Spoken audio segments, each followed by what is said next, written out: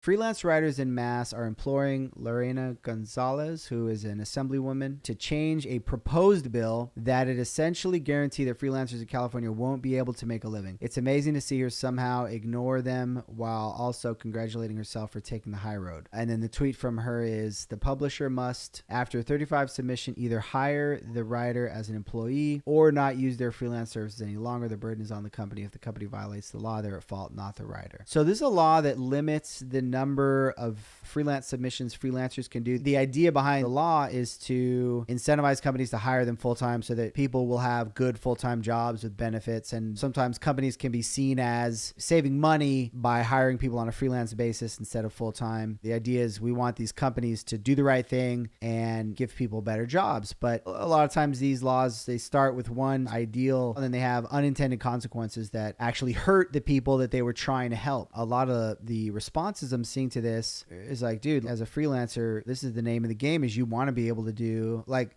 okay, so next tweet here from Tony Tost. In the bill, a freelance journalist is capped at writing 35 submissions per year per employer.